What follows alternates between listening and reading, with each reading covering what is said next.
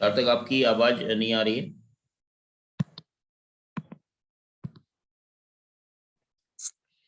Okay, चलिए एक question और बना दीजिए, फिर आगे स्टार्ट करते हैं। वो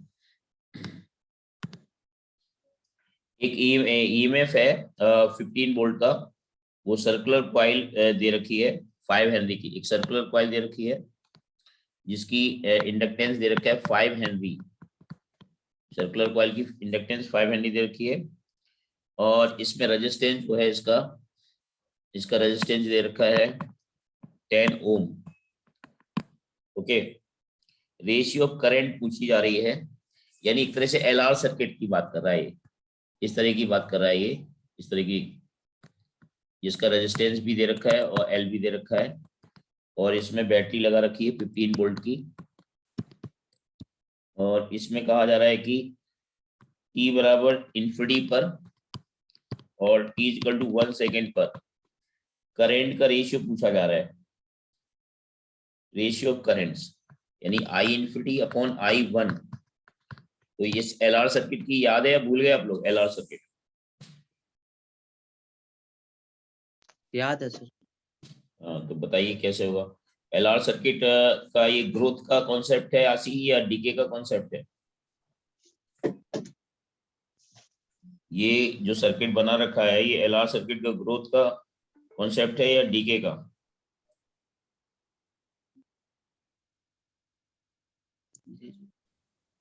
बोलिए।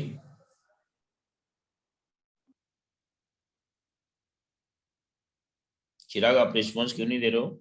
किसी से भी पूछ रहा हूँ मैं ये अच्छा, ग्रोथ का कॉन्सेप्ट है या डीके का कॉन्सेप्ट है? आपने इन्फिनिटी से उसमें आया तो इसमें करंट डिके कर रहा। ये जो सर्किट सामने दिख रहा है आपको, ये ग्रोथ का है या डीके का है? सर्किट में हाँ सार्थक बेटा। करंट इंक्रीज करेगा इनिशियली। इसका अच्छा अच्छा, तो कब कब जाना है, कितने बजे जाना है? अच्छा, पंडित जी आ गए हैं। तो ये ठीक है, रिकॉर्ड कर देता हूँ मैं क्लास को, आज मैं शेयर कर दूंगा, ठीक है। चलो, तो ये क्या क्या बताया आपने, डीके का सर्किट है ये चिराग? नहीं सर, डिकेगा नहीं है, इनिशियली इंक्रीज हुआ करंट, इंक्रीजिंग का है। हाँ, जो एलआर सर्किट है, ये ग्रोथ ऑफ करंट का सर्किट है। ग्रोथ हाँ ऑफ सर, करंट ग्रोथ का ऑफ करंट सर्किट का का डायग्राम क्या होता है? I equal to I naught 1 minus e t tau t upon tau होता है ना। है। हाँ टाउ की सर, वैल्यू क्या होती है? एल अपॉन आर होती है। क्या होती है? L upon R, L upon R. हाँ, तो बस करके बताइए जरा, टी इन्फिनिटी पे क्या हो जाएगी इसमें? करंट इन्फिनिटी पे क्या हो जाएगी वैल्यू? आई नॉट के बराबर हो जाएगी, चेक करो, होगी? हाँ हाँ सर, और आई वन 1 सेकेंड पे क्या हो जाएगी? I naught 1 minus e to the power, ये कितना होगा? -1 अपॉन टाउ की वैल्यू क्या होगी? L upon R. L upon R R. ऊपर चला जाएगा, आर और एल की वैल्यू रखो। आर की वैल्यू कितनी दे रखी है इसमें? दी आर की नहीं क्वेश्चन दी में दे रखी है 10 ओम, एल दे रखा है 5। निकालिए जरा I infinity upon I, I one निकालिए, I infinity upon I one. बताइए ऑप्शन, 4 ऑप्शन दे रहा हूँ, आशी समझ आ रहा है आपको? ई टू डी पावर 1/2 और e to the power 1/2 -1। Second option है e square upon e square -1। Third option है 1 minus e to the power -1। Fourth option है सेकंड वाला।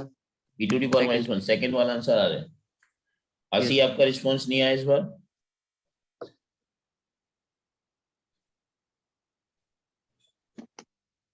आशी, सेकेंड वाला है चिराग?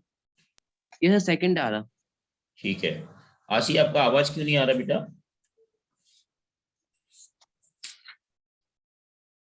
चलो, ये हो गया। अब हम वापस उसी में चलते हैं। उसको कंप्लीट कर देते हैं, LR सर्किट को, उसका इंटरफेरेंस को। पोलराइजेशन सवाल नहीं आता, पोलराइजेशन दिया ही नहीं है डीजे पांडे में। कोई बात नहीं, हम बता देंगे ना आपको पोलराइजेशन, ठीक है। यस। जेई मेंस में आते हैं। देखो इसके बाद हमने ये इंटरफेरेंस की बातें सारी बता दी थी। अब यहाँ पे बात करते हैं कि अगर हमने कोई वो ले ले, एक किसी एक के पाथ में, YDAC में किसी एक के पाथ में अगर हम लोग वो रख दें, ग्लास स्लैब रख दें, तो कितनी फ्रिंजेस शिफ्ट हो जाएंगी, नंबर ऑफ फ्रिंजेस कितनी शिफ्ट होंगी, टोटल नंबर ऑफ फ्रिंजेस कितनी शिफ्ट हो जाएंगी, उनकी नंबर कैसे निकालते हैं। Number of fringes shifted, note down heading, number of fringes shifted, number of fringes shifted when a glass slab is introduced, कितनी फ्रिंजेस शिफ्ट हो जाएंगी, ठीक है। ये आपको पता है कि जो केंद्रीय जो फ्रिंज होती है, यानी सेंटर जो फ्रिंज होती है, वो कितना विस्थापित हो जाती है। टोटल इसका हमने डेल्टा वाई निकालना बताया था, इसकी वैल्यू निकाली थी लास्ट क्लास में, याद करो। डी टाइम्स, अगर इसमें हम लोग डिफरेंस रखते हैं म्यू और टी थिकनेस की डिफरेंस की स्लैब रखते हैं, तो D times mu minus 1 into T था, क्यों, यही तो बताया था। और आपको पता है कि एक फ्रिंज विड्थ की जो डिस्टेंस होती है, ये होता है डी लैम्डा बाई डी, ये होता है फ्रिंज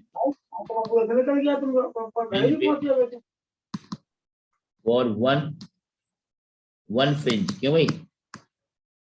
अब आप बताओ टोटल कितनी, अगर हम बताएं इनकी चौड़ाई निकालना चाहें, कितनी नंबर ऑफ फ्रिंजेज होंगी, यहां से यहां तक की डिस्टेंस क्या है ये, तो नंबर ऑफ फ्रिंजेस कितनी हो जाएंगी, यहाँ से यहाँ तक कितनी फ्रिंजेस शिफ्ट हो जाएंगी, डिवाइड क्या करेंगे हम, इसको इससे डिवाइड कर देंगे, क्यों भाई, क्लियर है। तो number of fringes shift, number of fringe shift, ये पूछा जाता है बेटा क्वेश्चन, चिराग 80, कितना हो जाएगा, डेल्टा वाई अपॉन बीटा ना, आई बात समझ में, कितना आ जाएगा answer, mu minus 1 into t upon lambda आएगा। Yes sir. तो नंबर ऑफ फ्रिंज कितनी शिफ्ट होंगी ये बता दिया। अब इसके बाद नेक्स्ट हेडिंग है, ये भी हमने कौन सा है बेटा, अगर मान लो कहीं पे डेसिमल में आ गया तो, अगर क्या कह रहे हैं, डेसिमल में आ गया सर तो, डेसिमल में आ गया तो आप नियरेस्ट इंटीजर देखना है। अगर 6.5 आ गया मान लो, तो 6 मानेंगे, 5 को पूरी वो शिफ्ट नहीं हो पाई, वो थोड़ा सा रह गई, तो 5 ही मानेंगे, नियरेस्ट ग्रेटेस्ट इंटीजर मानेंगे, ठीक है। ठीक सर। अगर 5.9 आ गया मान लो, तो 6 ही कहेंगे ना यार उसको। तो ग्रेटर सेंटी कर लेंगे तो 5 ही होगा। अच्छा, ग्रेटेस्ट इंटीजर कहेंगे तो 5 होगा, लेकिन अप्रोक्सीमेट उसको 6 मान सकते हैं, इतना भी ग्रेटेस्ट इंटीजर में नहीं जाना है। अगर 5.5 आ रहा है तो आप कह सकते हैं कि आधी फ्रिंज वो शिफ्ट हो रही, पूरी नहीं हुई, तो इंटीजर में एक्चुअली तभी बोल पाएंगे ना। वैसे ग्रेटेस्ट इंटीजर का तुम लॉजिक सही दे रहे हो कि 5.5 और 5.9 का होगा तो 5 ही बोलेंगे, बट उस हिसाब से अगर देखा क्लोज टू कितनी हो रही है वो देखना पड़ेगा, ठीक है, तो अप्रोक्सीमेशन ले, अप्रोक्स लिख दो। अप्रोक्स करके। ठीक। ये सार्थक क्लास, सारस्वत क्लास में नहीं आ रहा है।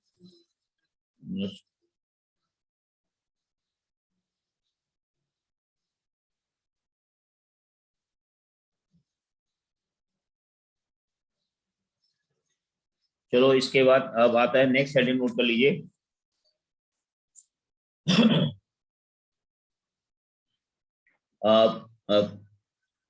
इंटरफेरेंस थ्रू थिन फिल्म, ये इंपॉर्टेंट जो उस दिन क्वेश्चन पूछ रहे थे वो इसी का था।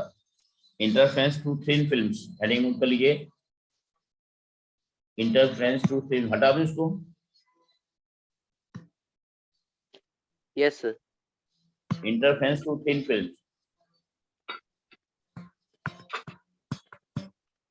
Interference through thin film, thin film से interference, interference through thin films. Thin film से इंटरफेरेंस कैसे देखते हैं वो जरा समझ लीजिए। मान लेते हैं, हाँ दीदी क्लास में नहीं आया ये,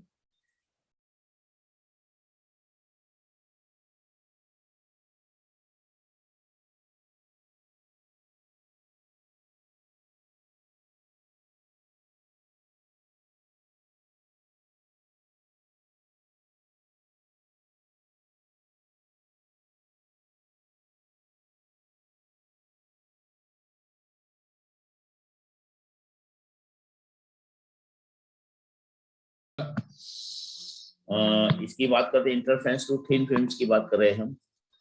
थिन फिल्म में क्या होता है, ये मान लो कोई पतली सी फिल्म है, ये ट्रांसपेरेंट फिल्म है, इसका थिकनेस क्या है, टी है, और रिफ्रैक्टिव इंडेक्स क्या है, म्यू है।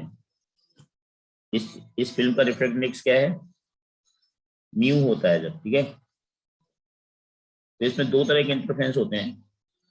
एक तो सपोज करिए इसकी रिफ्रैक्टिव इंडेक्स म्यू है, थिकनेस टी है, पहले तो लाइट इसमें पड़ेगी, ये एंगल ऑफ इंसिडेंस आई मान लेते हैं, ये आर हो गया, एंगल ऑफ रिफ्लेक्शन आर हो गया।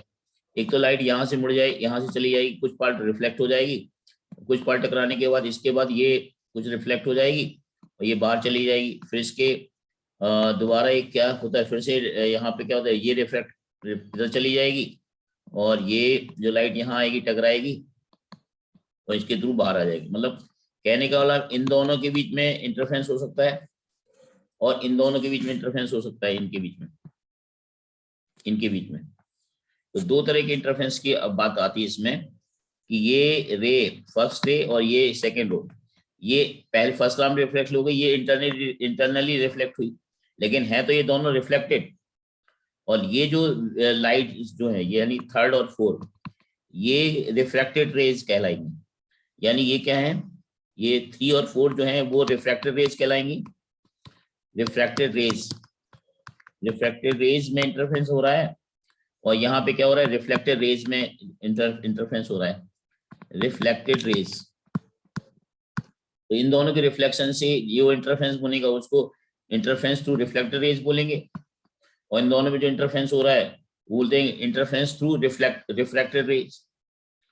तो ये ध्यान रखना, दो तरह के रिफ्लेक्शन इंटरफेरेंस होते हैं इसमें। पहला case 1, interference through reflected raise, interference through, ये जेई में पूछा जाएगा, नीट में नहीं पूछ सकते ऐसा। Interference through reflected raise. तो जब रिफ्लेक्टेड रेज की भी इंटरफेरेंस होता है तो एक extra pi by lambda by 2 का डिफरेंस आ जाता है, ये ध्यान रखना होगा आपको। यानी कि यहां से लेके यहां तक ये कितना चला, ये x1 चला, ये x2 चला, या पूरा जो चला ये, इसका मतलब ये और ये, इस पॉइंट को मान लो O, यानी यहां से अगर देखा जाए तो इसमें परपेंडिकुलर डिस्टेंस डालोगे ना तो ओवरऑल पार्ट डिफरेंस कौन सा आता है, पार्ट डिफरेंस ये वाला देखा जाता है। जैसे यहाँ से ओवरऑल वेव्स यहाँ से मिली तो इसमें कितना चला, ये चला और ये चला, यहाँ पे पॉइंट मान लेते हैं, कुछ भी मान सकते हैं, यानी कि ये डिस्टेंस मान लेते हैं x1, इसको मान लेते हैं और इस पूरे को x2 मान लेते हैं, इसको पूरे को x2 मान लेते हैं, इसको आप x1 मान लीजिए, इसको पूरे को x2 मान लीजिए, इसको पूरे को x2। तो जो डेल्टा x आएगा, डेल्टा x का मतलब हुआ x2 माइनस x1, यानी ये पूरा x2 और ये इतना x1। तो इसके बाद तो फिर एक जैसा पाथ हो जाएगा तो पार्ट डिफरेंस इतना ही होगा। ये जो पार्ट डिफरेंस होता है ये होता है twice mu t cos r, twice mu t cos r, और ये क्या होना चाहिए, एन लेमडा होना चाहिए, और साथ में प्लस लेमडा बाई 2 और ऐड हो जाएगा, क्योंकि जब भी रिफ्लेक्टेड रेज तो extra path difference lambda by 2 का ऐड हो जाता है। याद रखना यहाँ पे मैक्सिमा के लिए कंडीशन ये आएगी, यानी मैक्सिमा के लिए कंडीशन ये आएगी फॉर मैक्सिमा। अब मैक्सिमा किसके बीच में मैक्सिमा हो रही बेटा, ये रिफ्लेक्टेड रेज के बीच में मैक्सिमा हो रहा है। और अगर मिनिमा की बात करेंगे तो twice mu t cos r is equal to twice n minus 1 lambda by 2 plus lambda by 2, ये फॉर मिनिमा के लिए बात करेंगे। नहीं प्लस लेमडा बाई 2 क्यों कर रहा है दोबारा, मतलब बता देता हूँ मैं आपको। जब भी कोई भी लाइट किसी भी डेंसर मीडियम में टकरा के रिफ्लेक्ट होती है ना, तो इसके और इसके बीच में रिफ्लेक्शन के कारण जो एक्स्ट्रा पाथ हो जाता है x2 माइनस x1 वो λ/2 एक्स्ट्रा हो जाता है, ये रूल होता है। अगर कोई भी लाइट रिफ्लेक्ट होती है तो इंसिडेंट रे और रिफ्लेक्टेड रे में जो पाथ डिफरेंस होता है वो λ/2 का हो जाता है।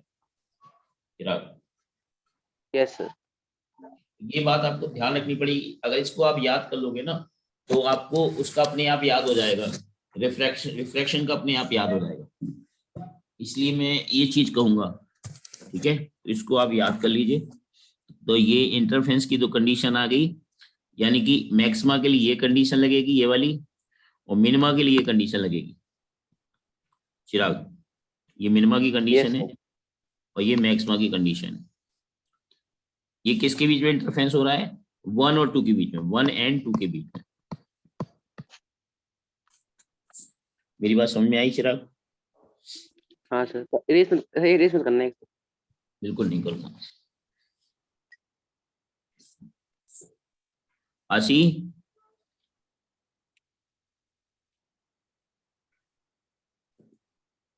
Yes sir. ओके।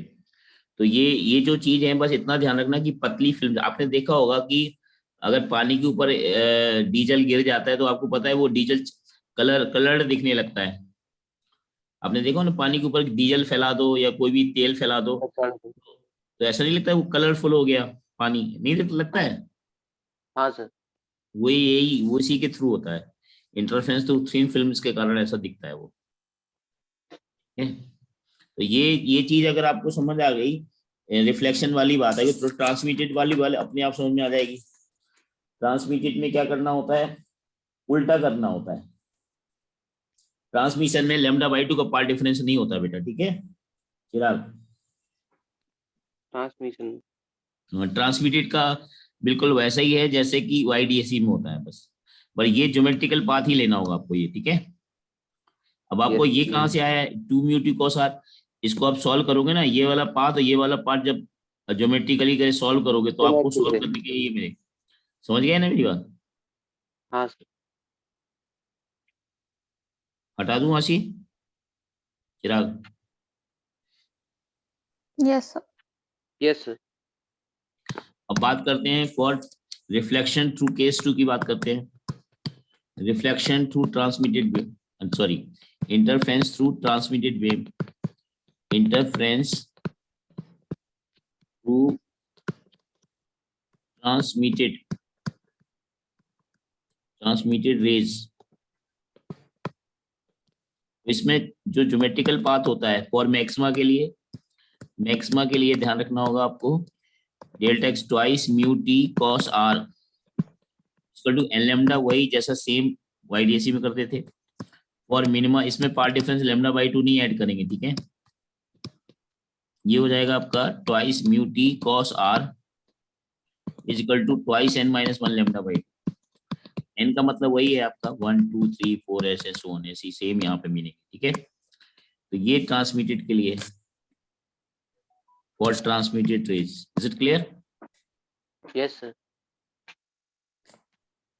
अब आप वो क्वेश्चन पूछना तो हम बता देंगे, अभी इसके बाद थोड़ा सा हम एक और चीज है बता देंगे, इंटरफेरेंस का खत्म कर दें हम। अभी होता है Fresnel biprism, Fresnel biprism, interference through Fresnel biprism. Note down, interference through Fresnel biprism. हटा दूं यस सर। आशी? हटा दूं बेटा? Yes sir. Interference through Fresnel biprism, ये क्या होता है? ये भी YDAC का ही सेटअप होता है, लेकिन ये थोड़ा सा अलग टाइप का YDAC होता है। इसमें प्रिज्म इस्तेमाल किया जाता है, वर्चुअल इमेज सोर्स क्रिएट किया जाता है। तो बस मेन फीचर्स में बता देता हूँ कि क्वेश्चंस डायरेक्ट फॉर्मूले बेस्ड आएंगे, इसके ज्यादा डिटेल में क्वेश्चंस नहीं आएंगे। फ्रिजनल बाई प्रिज्म, फ्रिजनल क्या होता है बेटा? फ्रिजनल्स क्या है ये? फ्रिजनल साइंटिस्ट है। अच्छा, साइंटिस्ट का नाम है। उन्होंने 2 प्रिज्म लिए थे और उसके थ्रू YDAC एक्सपेरिमेंट को किया था। कैसे किया था जरा देखिए। YDAC सेटअप का, YDAC experimental setup, YDAC demonstrative setup है, YDAC डेमोन्स्ट्रेशन किया था। YDAC को इन्होंने एक तरह से अल्टरनेट फॉर्म है, एक तरह से this is YDSE alternate form, ऐसे कह सकते हो, अल्टरनेट फॉर्म ऑफ। अगर YDSE बच्चे को नहीं पता तो ऐसा नहीं कि ये YDSE का एक तरह डिफरेंट सेटअप है, ठीक है, अल्टरनेट सेटअप है, ठीक है बेटा। ऐसा नहीं कि नहीं पता तो आप इससे ही करना पड़ेगा, ऐसा नहीं है। ये YDSE का एक नया सेटअप है, ठीक है, गेटिंग माय पॉइंट? ये दो तरीके से किया था एक्सपेरिमेंट, मतलब ये है। हाँ नहीं, यंग्स YDSE ने अपना अलग किया था, लेकिन फ्रेजनेल ने कहा था कि हम YDSE के सेटअप को दूसरी तरीके से भी कर सकते हैं, तो उनका सेटअप है, इसलिए फ्रेजनेल YDSE सेटअप बोल देते थे, ठीक है। Yes sir. इन्होंने क्या किया था, एक मेन सोर्स लिया था, एक मेन सोर्स ले लिया, यहाँ पर एक मेन सोर्स ले लिया S, और इसके सामने एक पतला फिल्म पतला एक दो प्रिज्म रखे इसमें, एक प्रिज्म ये रखा था, एक प्रिज्म ये लिया, एक प्रिज्म ये लिया, और दोनों के एक दूसरे के साथ चिपका के ऐसे रख दिया, ठीक है, दो प्रिज्म है ये। मेरी बात समझ में आ रही है? These are the two prism, ये दो अलग अलग प्रिज्म है, ठीक है, ये प्रिज्म अलग है, ये अलग है, ठीक है। Yes sir. अब इन्होंने क्या किया कि फ्रिजनल बाई प्रिज्म में ये जो सोर्स है, इससे और इससे कुछ डिस्टेंस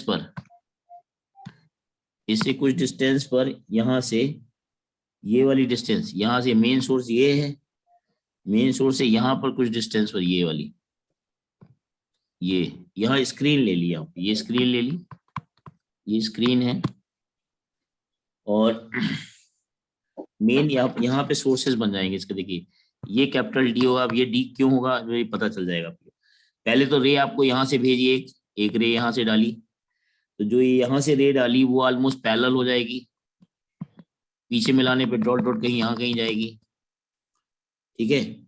और ऐसे ही एक रे इन्होंने क्या किया, इधर पे डाली, एक ऐसे डाली, ये रे डाली, तो ये रे जो है वो इस वाली लाइन को कट करते हुए ये यहाँ पे चली जाएगी, ये रे जो डाली यहाँ पर, ये रे यहाँ पे चली जाएगी, यहाँ पे मिल जाएगी, पीछे मिलाने पे ये यहाँ पे मिलेगी कहीं, इसका एक वर्चुअल सोर्स बन जाएगा S1, यानी रिफ्लेक्शन से बना ये S1, इसका S1 का एक वर्चुअल, ये भी कोहेरेंट ही कहलाएगा क्योंकि इसका वर्चुअल सोर्स बना है।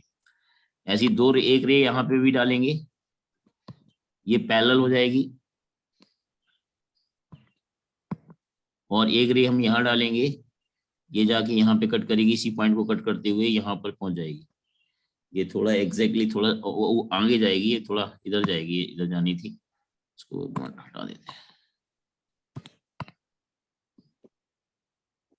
इस पॉइंट को कट करते यहाँ जाएगी।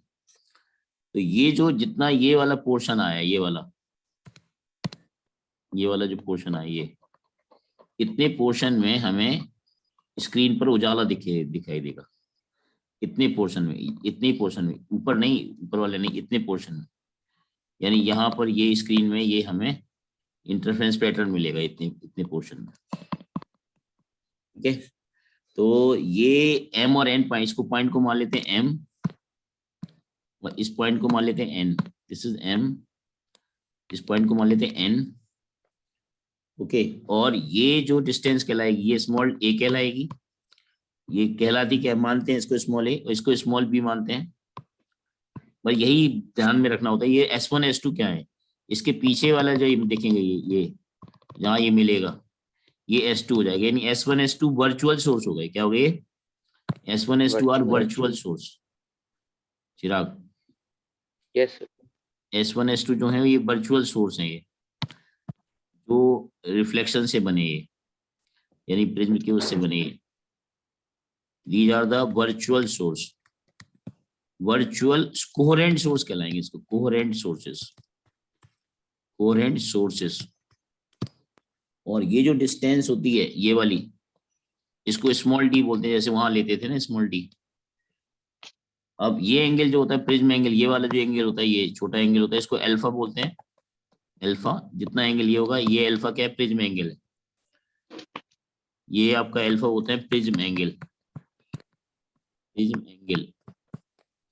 तो मेन दोनों का इसमें सेम है सर, है बेटा, दोनों का सेम है प्रिज्म हाँ एंगल। दोनों सेम प्रिज्म होते हैं ना, आइडेंटिकल लिए जाते हैं ना, ठीक है। Yes sir. ओके, तो इसमें बस ध्यान रखना है कि जो फ्रिंज ब्रेथ होगी, फॉर्मूला वही लगेगा फ्रिंज ब्रेथ का, D lambda by D, but D की जो वैल्यू यहाँ हो जाएगी वो ए प्लस बी होगी, और ज्योमेट्री से स्मॉल डी की वैल्यू निकालनी पड़ेगी। स्मॉल डी की जो वैल्यू आएगी ज्योमेट्री से वो आएगी ट्वाइस ए म्यू माइनस 1 इंटू एल्फा। ये ध्यान रखें, ये स्मॉल डी ये होगा, ये फॉर्मूला याद रखना है, ये याद रखना है, तो काम बन जाएगा। बट डायरेक्ट क्वेश्चन आएगा, फ्रिंज ब्रेथ पूछेगा तो कैपिटल डी बच्चे को पता नहीं होगी, तो ये ध्यान रखना कैपिटल डी होता है और स्मॉल डी की वैल्यू ये होती है। ठीक है, इतना याद कर सकते हो? Yes sir. तो इसलिए मैं ज्यादा कुछ बता भी नहीं रहा हूँ, सिर्फ उतना बता रहा हूँ कि आपको बस आइडिया लग जाए कि फ्रेजनल बाइप्रिज्म होता क्या है। समझ आया चिराग? यस आशी, सर। आगे बढ़ो। Yes sir. ये प्रॉपर नोट कर लेना आशी।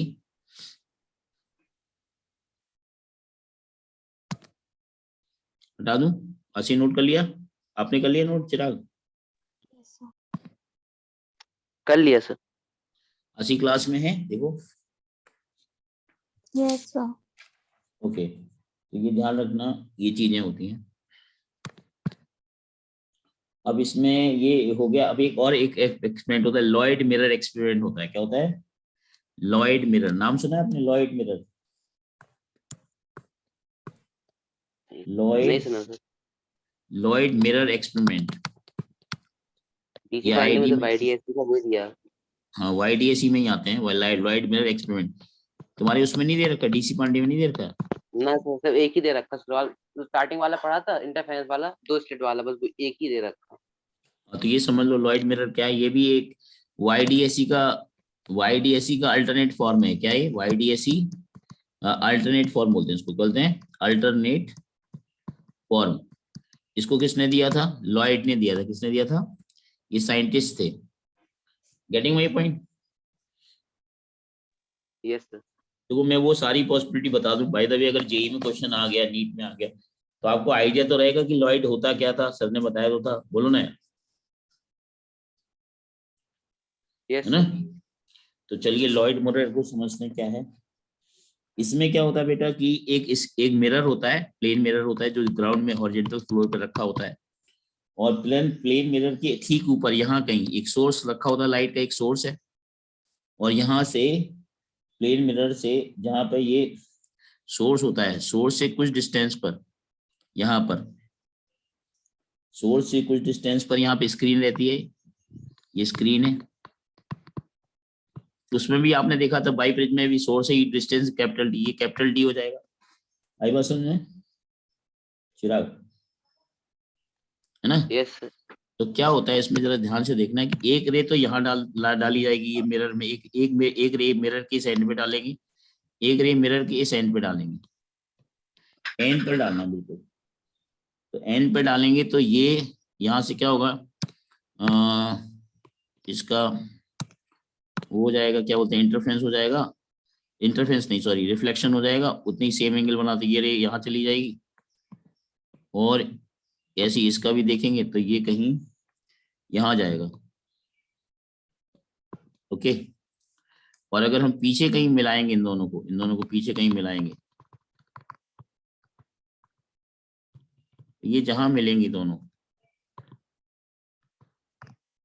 वो एक एस डैश बन जाएगा। क्या बन जाएगा? वर्चुअल सोर्स बन जाएगा। क्या बन जाएगा वो? ये डॉट डॉट करके मिलाना बेटा, जैसे उसमें वर्चुअल सोर्स बना था ना। यस।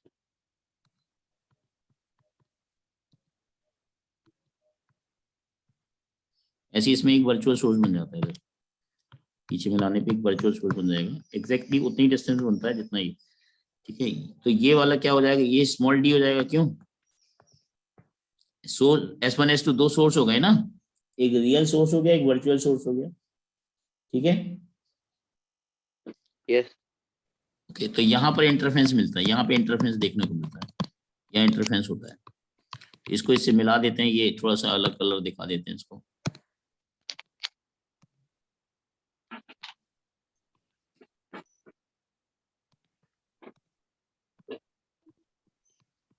ये कलर दिखा देते हैं। मिरर से सिर्फ आपका इतना ही है, मिरर आपका यहाँ तक है, ये मिरर है, ये प्लेन मिरर है, बिल्कुल, मैं दिस तो इज छोटा प्लेन। सा इसलिए बनाया है ताकि सोर्स दो ले सकें, बस कोई मिला के सोर्स दो लेने थे, हाँ, चाहे एक वर्चुअल हो वर्चुअल चाहे सोर्स, रियल हो कैसे भी। वहां दोनों वर्चुअल सोर्स बने थे लॉयड मिरर उसमें, बाई प्रिज्म में। यहाँ एक वर्चुअल सोर्स एक रियल सोर्स रहता है, ठीक है चिराग, ओके। Yes sir. बट ये ध्यान रखना है कि यहाँ पर जो फ्रिंजेस बनेगी वैसे बनेगी, ये डी आपका ये रहेगा, डी आपकी डिस्टेंस कहाँ से है वो आपको ध्यान रखना। डी डिस्टेंस जो है वो ये वाली डिस्टेंस होती है यहाँ से लेके पूरी यहाँ तक, ये डी है, स्मॉल डी है। अब आपको इसमें ये वैल्यू हाइट वाइट दे दी जाएगी, हाइट दे दी जाएगी, एंगल दे दिया है, तो स्मॉल डी निकाल लेना होगा। आपको मिरर की लंबाई दे देगा कोई, और ये डिस्टेंस दे देगा कोई, ये कोई डिस्टेंस दे देगा तो कैपिटल डी आ जाएगी, ये कोई डिस्टेंस देगा, ये मिरर की लंबाई देगा, ये देगा, तो आप सॉल्व करके वो ज्योमेट्री, स्मॉल डी वगैरह ये सब निकाल सकते हो, गेटिंग। ज्योमेट्री लगानी सर। हाँ मतलब वही चीजें, बट एक मैंने आइडिया दे दिया आपको कि करते क्या है, गेटिंग माय पॉइंट। यस। तो ये था जो हमने ये चीज बता दी। अब इसके बाद आता है डिफ्रैक्शन ऑफ लाइट। क्या आता है इंटरफेरेंस के बाद? इंटरफेरेंस में बस यही सब कुछ था जो मैंने आपको बताया, ओके। अब डिफ्रैक्शन की बात कर लें, क्या होता है डिफ्रैक्शन, या यस सर। इसके क्वेश्चंस कराते हैं क्या, बताइए। सर डिफ्रैक्शन करने के बाद इकट्ठा कर लेंगे क्वेश्चन। डिफ्रैक्शन करने के बाद इकट्ठा कर लें, ऐसा कर दें, लेकिन डिफ्रैक्शन के कॉन्सेप्ट अलग है, इसके कॉन्सेप्ट अलग है ना, जैसा आप कहो, कोई अपोजिट है बात सर। नहीं। एक क्वेश्चन मैं चाहता अपोजिट है हूँ ये ना। वाला, एक क्वेश्चन ये करके बता दो जरा ये, तो फिर इसके बाद आगे बढ़ते हैं। ये नोट कर लो जरा, डिफ्रैक्शन का अपोजिट है ना। डिफ्रैक्शन अलग होता है, इंटरफेरेंस से अलग होता है। नहीं क्या होता सर, है पूरी बता जगह अपोजिट अभी, है ना।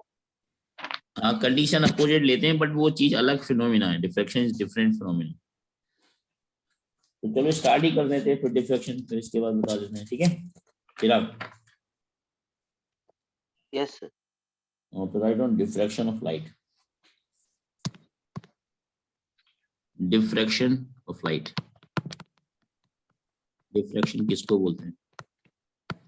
इसको हिंदी में बोलते हैं विवर्तन बोलते हैं, बट हिंदी से मतलब नहीं है आपको, कि हिंदी मीडियम है ही नहीं आपका।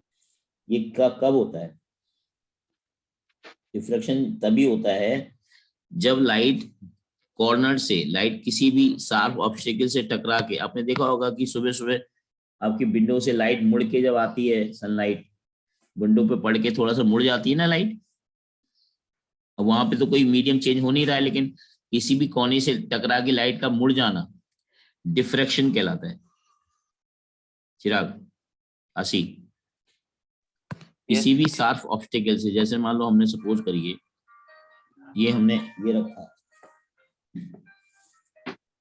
जैसे हमने ये रखा, ठीक है, और लाइट यहां से आ रही है, इसमें याद रखना कि सोर्स काफी दूर रहता है, तो पैरेलल लाइट बीम आती है, पैरेलल लाइट आती है। पैरेलल लाइट तब आती है जब ये प्लेन वेव फ्रंट्स बनते हैं। क्या बनते हैं ये प्लेन वेव फ्रंट्स होते प्लेन हैं, वेव। ये आपके जो होते हैं प्लेन वेव फ्रंट्स होते हैं। सोर्स जो होता है लार्ज डिस्टेंस पर होता है, source is at large distance. जब सोर्स लार्ज डिस्टेंस पर होता है तो जो वेव फ्रंट होते हैं वो पैरेलल होते हैं, पैरेलल वेव फ्रंट होते हैं, parallel wave front, parallel wave front होते हैं। जब ये यहाँ इस कॉर्नर पे टकराते हैं, ये कोई हमने एक हल्का सा होल ले लिया कोई, इसको सिंगल स्लिट भी बोलते हैं। क्या बोलते हैं? Single slit. और इस एक्सपेरिमेंट का नाम है फ्रॉनहोफर, फ्रॉनहोफर डिफ्रैक्शन। डिफ्रैक्शन की पूरी बात अभी क्लियर करता हूं मैं आपको। Diffraction, Fraunhofer diffraction through single slit, through single slit, getting my point. क्या होता है जब ये लाइट यहाँ से टकराएगी तो ये अलग अलग एंगल पर मुड़ जाएगी लाइट, तो अलग अलग एंगल पे जब वो मुड़ेगी और यहाँ से कुछ डिस्टेंस पे स्क्रीन रखी जाती है, तो आप देखोगे कि अलग अलग एंगल पे जो लाइट मुड़ रही है, तो इस तरह के आप टॉर्च देखी ना, आपने टॉर्च को जब आप दीवार पे जला के देखते हो, जो टॉर्च से नहीं लाइट, टॉर्च से लाइट ऐसे नहीं निकलती, बौछार की तरह नहीं निकलती टॉर्च से लाइट, देखा होगा आपने। Yes sir. तो जब दीवार पे मारते हो तो आपको ऐसे सर्कुलर फ्रिंजेस नहीं दिखाई देती। हाँ। तो ये वो डिफ्रेक्शन ही तो है, समझ गए ना मेरी बात। यानी स्क्रीन पर आपको कुछ इस तरह से सर्कुलर स्ट्रिप्स बनाई दिखेगी। तो ये आपका, ये फ्रिंजेस हैं, क्या ये fringes, these are the fringes. Chirag, yes sir. तो डिफ्रेक्शन का मतलब ही क्या है, जब भी कोई भी लाइट किसी भी कॉर्नर से टकराती है तो लाइट के मुड़ जाने से क्या बनती है, सेकेंडरी वेवलेट्स बनती, क्या बनती है, ये Secondary सेकेंडरी wavelets. वेवलेट्स। यानी ये क्या है, प्राइमरी वेव्स है, क्या है, प्राइमरी वेवलेट्स है, प्राइमरी, एक मिनट, प्राइमरी लिखना है, ये जो आपका है ये प्राइमरी वेव्स हैं, प्राइमरी वेव्स, वेवलेट्स बोल सकते हैं। ये जो वेव्स हैं, ये जो सारी की सारी ये वाली, ये आपकी सेकेंडरी वेव्स है, क्या ये सेकेंडरी